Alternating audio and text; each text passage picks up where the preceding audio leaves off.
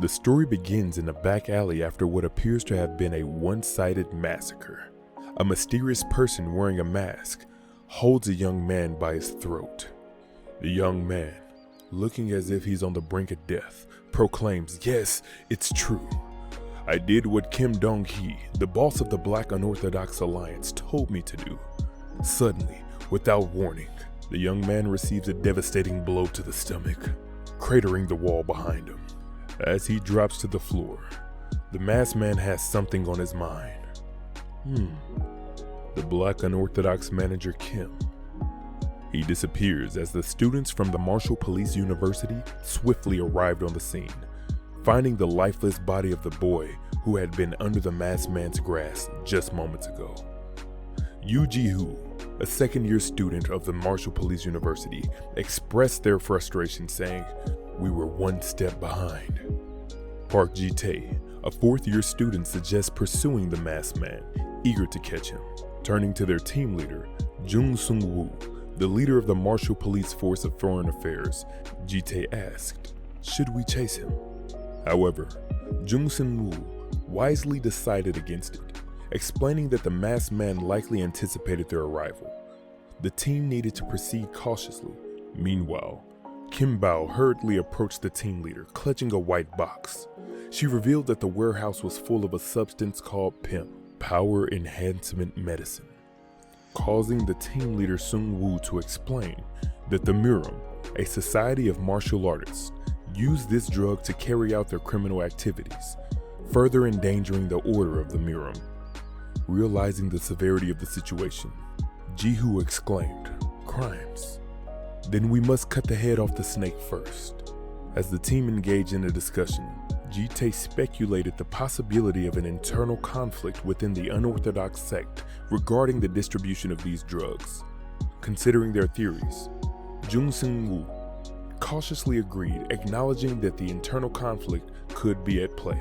With their minds racing and the mystery deepening, the team prepared to uncover the truth and bring justice to those involved.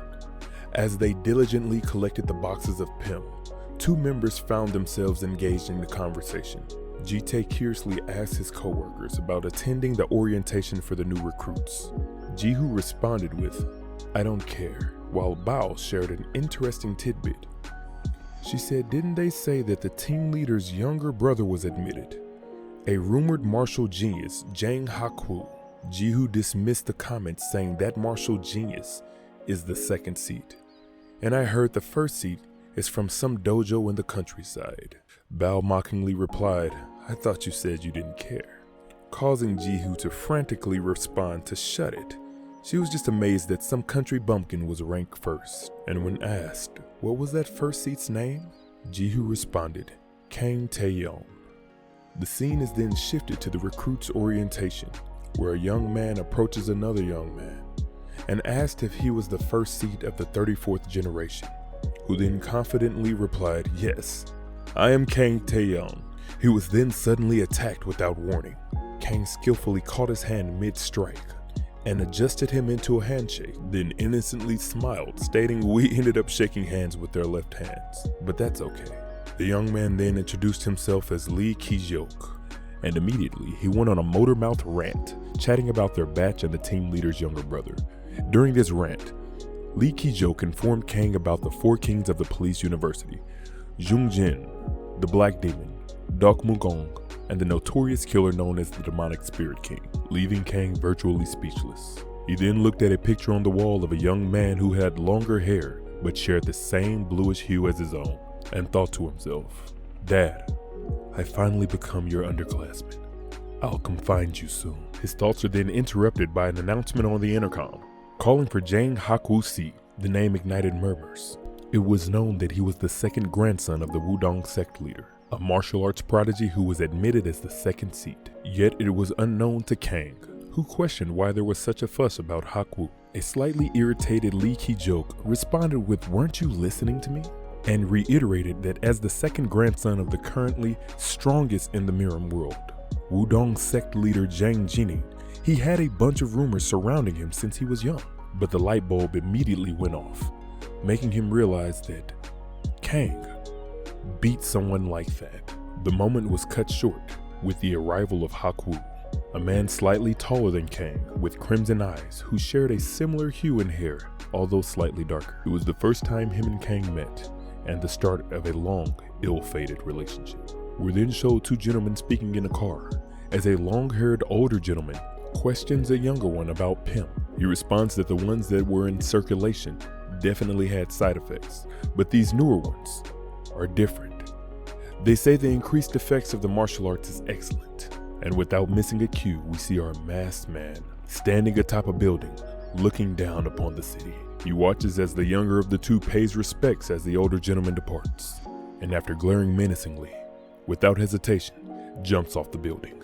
We cut to two men inside of a building talking in front of a door. Their conversation shortened as the masked fighter crashes through the window, throwing two projectiles before he even touched the floor, striking one of the guards in the neck while the other barely dodges. Wasting no time in retaliation, the guard kicks, but it's effortlessly countered. He's sent careening to the ground with a big face smash, the commotion not going unnoticed, causing additional guards to enter the room. With mana emanating from his body, the mystery man launches a counterattack, driving his knee through a guard's face, then using the explosive momentum to catapult him into a front flip, and executing a flawless scissor kick, rendering the next two guards unconscious. Final guard, resembling Kingpin, dashes at our masked fighter, his fist making absolutely no contact as the masked fighter dodged and used his shoulder to swing his body full force around, driving the guard's head down into his knee with immaculate impact. The guard stumbled, holding his face, but our fighter wasn't done as he launched a follow-up dragon kick with enough force to drive the guard straight through the door, turning his body upside down. Upon walking into the room, we see four goons, including the one from earlier, surrounding a body on the ground twitching. They're very cocky, acknowledging that only one person was making all this ruckus. One even ridiculing him for wearing a mask, asking if he's playing hero. Their boss, Branch Manager Kim Dong-hee of the Black Unorthodox Alliance, continued his conversation about the redevelopment. One of the goons attempts a double-handed hammer's fist on the masked man, but it was easily dodged and countered with an elbow driven into his back with immaculate form. As his body crashes into the wall, the other two goons knew that it was serious. They dash in simultaneously to attack. One was evaded with no effort and received a crown of an impactful knee, rendering him immediately unconscious. The other goon tried to follow up with a kick, and although he started first, the kick of the masked fighter was much faster, driving his foot deep into his chest, bursting mana upon impact. This caused an annoyed Dong-hee to cease his phone call, as he evaded merely milliseconds before the body came crashing onto his desk. He questioned the identity and the motive of the masked fighter, but only received his name, his position, his crimes, and the fact that it was time for his judgment. Unfazed, he swallowed one of the pills of Pym. His response? Simply, "You're seriously underestimating me," causing mana to burst from his body.